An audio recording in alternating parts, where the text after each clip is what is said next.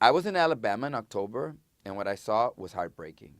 In other states, we've seen anti-immigration bills pass, but they haven't caused the same level of chaos and hopelessness in the Latino and immigrant community as Alabama. At the same time, I saw a commitment to justice among the people I met with at rallies, at the NAACP state convention, and all across the state of Alabama. I think it spoke to the deep history of freedom struggles in Alabama and the fact that a lot of what we know today about social movements, about social change, and fighting for justice, we learned about that from the people in Alabama less than a generation ago.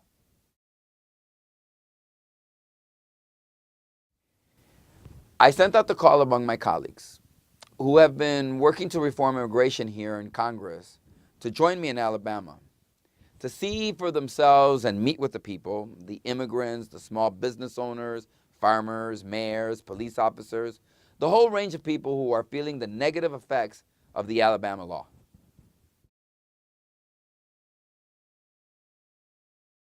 Well, what we're seeing is what happens when Congress is blocked from passing immigration reform, as we have been consistently by Republicans in Congress, and in particular, Senator Sessions of Alabama, who is the leading obstructionist in Washington on immigration reform. We want a system where legal immigration is possible and working people, employers, and families go through that system so that we know who they are, why they're here. We want the people who already have roots here, families, careers, and have been here crime-free to get in the system, on the books, and legal. And we want enforcement that is firm but fair. The Republicans, and especially Senator Sessions, have blocked that every single time.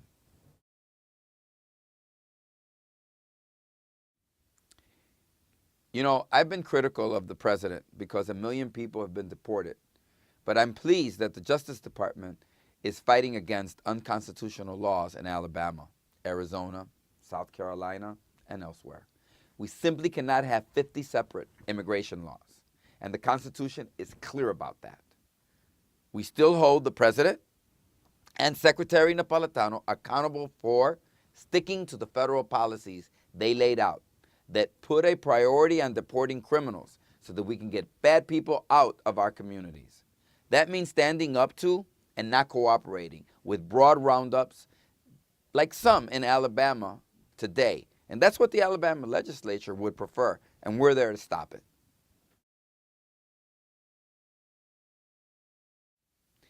You know, anti-immigration laws at the state and local level come with tremendous costs in terms of a slowed economy and millions paid to lawyers to defend against lawsuits. In political terms, as the state's reputation nationally takes a huge beating, and at a local level, from family to family, business to business, from town to town, the divisiveness of playing politics, which is such an important issue.